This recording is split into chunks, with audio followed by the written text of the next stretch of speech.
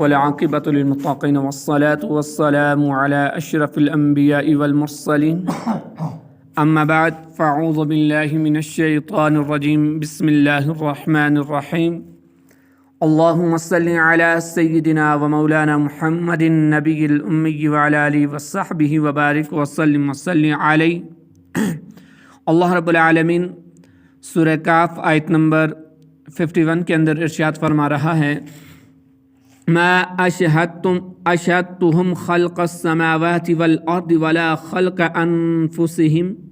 وما كنت متخذ المضلين عضدا نہ میں نے انہیں آسمانوں اور زمین کو بناتے وقت حاضر رکھا تھا اور نہ خود ان کے بناتے وقت، اور نہ میں گمراہ کرنے والوں کو مددگار بنانے والا ہوں۔ ما اشہدتہم، میں نے انہیں حاضر نہ رکھا تھا۔ ارشاد فرمایا کہ شیاطین، اس کی اولاد، جن بتوں یا چیزوں کو مشرکین اللہ تبارک و تعالیٰ کا شریک ٹھہراتے ہیں، ان میں سے کسی کو نہ تو اللہ تعالیٰ نے آسمانوں اور زمین کو بناتے وقت حاضر رکھا تھا اور نہ خود ان کے بناتے وقت حاضر رکھا تھا۔ مراد یہ ہے کہ اشیاء کے پیدا کرنے میں اللہ تعالیٰ کی ذات متفرد ہے اور یگانہ ہے، یعنی واحد ہے، اس کا کوئی مددگار نہیں ہے، نہ اس کا کوئی شریک عمل ہے، نہ کوئی مشیر کار۔ پھر اس کے سوا اور کسی کی عبادت کس طرح درست ہو سکتی ہے؟ پچھلی آیت کے اندر اللہ رب العالمین نے بیان فرمایا تھا کہ تم شیطان اور اس کی اولاد کو دوست نہ بناؤ۔ اس آیت کے اندر مزید اللہ رب العالمین نے بیان فرمایا کہ اللہ رب العالمین نے جن بتوں یا چیزوں کو مشرکین اللہ تعالیٰ کا شریک ٹھہراتے ہیں، ان میں سے کسی کو تو اللہ تعالیٰ نے نہ آسمانوں اور زمین کو بناتے وقت حاضر رکھا تھا اور نہ خود ان کے بناتے وقت وہ حاضر تھے۔ تو یہ اللہ رب العالمین کے شریک کیسے ہو سکتے ہیں؟ یہ اللہ رب العالمین کے ہمسر کیسے ہو سکتے ہیں؟ وَيَوْمَ يَقُولُ نَادُوا شُرَكَائِيَ الَّذِينَ زَعَمْتُمْ فَدَعَوْهُمْ فَلَمْ يَسْتَجِيبُوا لَهُمْ وَجَعَلْنَا بَيْنَهُمْ مَوْبِقًا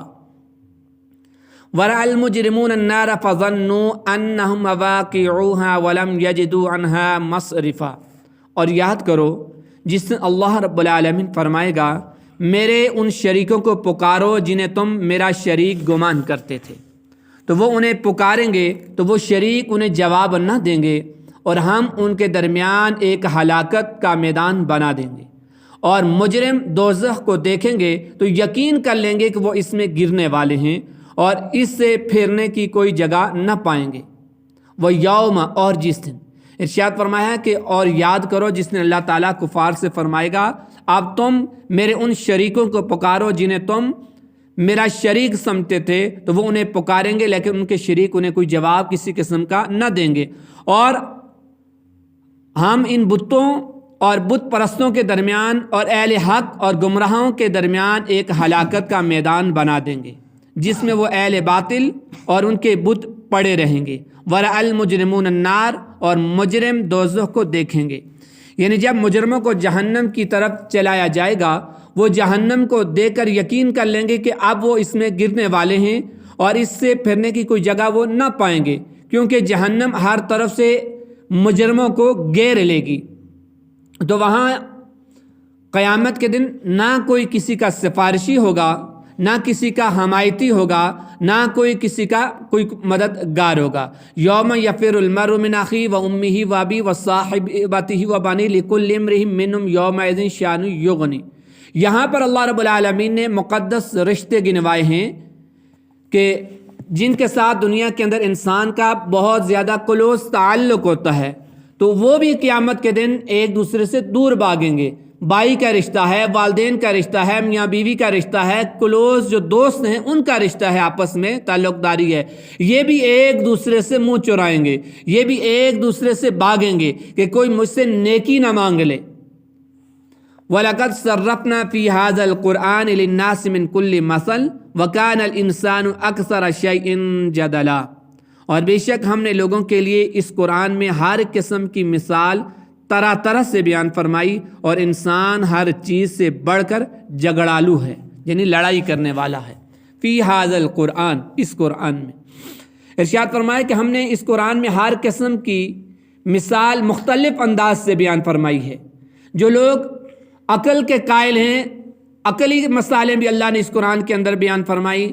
نقلی دلائل بھی بیان فرمائے، ہر قسم کے دلائل اللہ رب العالمین نے اس قرآن کے اندر بیان فرمائے تاکہ لوگ رائے راست کی طرف آ جائیں، تاکہ لوگ ہدایت کی طرف آ جائیں۔ لیکن اکثریت کی حالت یہ ہے کہ وہ نصیحت کو قبول نہیں کرتے، بلکہ آگے سے فضول میں بحث مباحثہ کرنا شروع کر دیتے ہیں۔ وَمَا مَنَعَ النَّاسَ أَن يُؤْمِنُوا إِذْ جَاءَهُمُ الْهُدَى وَيَسْتَغْفِرُوا رَبَّهُمْ إِلَّا أَن تَأْتِيَهُمْ سُنَّةُ الْأَوَّلِينَ أَوْ يَأْتِيَهُمُ الْعَذَابُ قُبُلًا۔ اور جب لوگوں کے پاس ہدایت آ گئی تو انہیں ایمان لانے اور اپنے رب سے مغفرت مانگنے سے کس چیز نے روکا، سوائے اس کے کہ ان پر پہلے لوگوں کا طریقہ آ جائے یا ان پر بہت سی قسموں کا عذاب آ جائے۔ اذ جاءہم الہدی، جب ان کے پاس ہدایت آ گئی۔ یہ کلام اس انداز میں ہے کہ جیسے کوئی شخص سمجھانے کے باوجود نہ مانے، بار بار غلط حرکتیں کرے، بار بار کوتاہی کرے، تو اسے کہا جاتا ہے لگتا ہے کہ جناب کو جوتوں کی ضرورت ہے۔ یہی انداز اللہ رب العالمین نے اس آیت کریمہ کے اندر اپنایا ہے کہ اللہ رب العالمین نے سمجھایا، سمجھانے کے بعد اللہ رب العالمین نے کیا فرمایا کہ الا ان تاتیہم سنت الاولین او یاتیہم العذاب قبلا۔ کس چیز نے روکا سوائے اس کے کہ ان پر پہلے لوگوں کا طریقہ آ جائے یا ان پر بہت سی قسموں کا عذاب آ جائے۔ یعنی اب یہ لوگ یہ چاہتے ہیں کہ ان کو عذاب آ جائے، ان کو عذاب، اللہ کا عذاب گھیر لے، یہ ہدایت نہیں پاتے۔ یعنی ان کے سامنے حق واضح ہو چکا، ہدایت واضح ہو چکی، لیکن اس کے باوجود اس کو اپناتے نہیں ہیں، اس کے باوجود اس کو اختیار نہیں کرتے۔ تو جیسے ہم اپنے بچوں کو بار بار سمجھاتے ہیں کہ بیٹا یہ غلطی نہ کرو، یہ غلطی نہ کرو، بار بار وہ یہی غلطی کرتے ہیں، یہی غلطی دہراتے ہیں، تو بالآخر ہم کہنے پر مجبور ہو جاتے ہیں کہ اب تمہیں سمجھانے کی ضرورت نہیں، اب تمہیں ڈانٹ ڈپٹ کی ضرورت ہے، اب تمہیں جوتوں کی ضرورت ہے، اب تمہیں لاٹھی کی ضرورت ہے۔ اللہ رب العالمین بھی اسی انداز میں فرماتا ہے کہ او یاتیہم العذاب قبلا، کہ یا ان پر بہت سی قسموں کا عذاب آ جائے۔ اب یعنی یہ عذاب کے منتظر ہیں کہ ان کو عذاب آئے کہ جس کی وجہ سے یہ ہدایت کو حاصل کر لیں۔ وما نرسل المرسلین الا مبشرین ومنذرین ویجادل الذین کفروا بالباطل یدحضوا به الحق واتخذوا آیاتی وما انذروا ہزوا۔ اور ہم رسولوں کو خوشخبری دینے والے اور ڈر کی خبر سنانے والے بنا کر ہی بھیجتے ہیں، اور کافر باطل باتوں کے ذریعے جھگڑا کرتے ہیں تاکہ اس کے ذریعے سے حق بات کو مٹا دیں، اور انہوں نے میری نشانیوں کو اور جس سے انہیں ڈرایا جاتا تھا اسے مذاق بنا لیا۔ وما نرسل المرسلین الا مبشرین ومنذرین، اور ہم رسولوں کو خوشخبری دینے والے اور ڈر کی خبر سنانے والے بنا کر بھیجا ہے۔ ارشاد فرمایا کہ ہم نے ان رسولوں کو امتوں کی طرف بھیجا ہے تاکہ وہ ایمان والوں اور اطاعت گزاروں کو ثواب اور جنت کی درجات کی خوشخبری سنائیں، جبکہ کافروں اور گناہگاروں کو عذاب اور جہنم کے درجات سے ڈرانے والی خبریں سنائیں۔ لیکن کافر باطل باتوں کے ذریعے ان رسولوں سے جھگڑتے ہیں اور یہ کہتے ہیں کہ یہ تو ہماری ہی مثل ہیں، اللہ رب العالمین نے ہماری طرف فرشتے کیوں نہیں بھیجے، یہ تو ہماری طرح بشر ہیں، اللہ ہماری طرف کسی فرشتے کو بھیج دیتا، فرشتوں کی ایک جماعت کو بھیج دیتا، تب جا کر ہم ہدایت کے راستے کو اختیار کرتے، تب جا کر ہم اللہ پر ایمان لے کر آتے۔ وَمَنْ أَظْلَمُ مِمَّنْ ذُكِّرَ بِآيَاتِ رَبِّهِ فَأَعْرَضَ عَنْهَا وَنَسِيَ مَا قَدَّمَتْ يَدَاهُ إِنَّا جَعَلْنَا عَلَىٰ قُلُوبِهِمْ أَكِنَّةً أَن يَفْقَهُوهُ وَفِي آذَانِهِمْ وَقْرًا وَإِن تَدْعُوهُمْ إِلَى الْهُدَىٰ فَلَن يَهْتَدُوا إِذًا أَبَدًا۔ اور اس سے بڑھ کر ظالم کون، جسے اس کے رب کی آیتوں کے ذریعے نصیحت کی جائے تو وہ ان سے منہ پھیر لے اور ان اعمال کو بھول جائے جو اس کے ہاتھوں نے آگے بھیجے ہیں۔ بے شک ہم نے ان کے دلوں پر غلاف کر دیے ہیں تاکہ قرآن کو نہ سمجھیں، اور ان کے کانوں میں بوجھ رکھ دیے ہیں، اور اگر تم انہیں ہدایت کی طرف بلاؤ تو جب بھی ہرگز کبھی ہدایت نہ پائیں گے۔ وَمَنْ أَظْلَمُ، اور اس سے بڑھ کر ظالم کون؟ ارشاد فرمایا کہ اس سے بڑھ کر ظالم کون ہے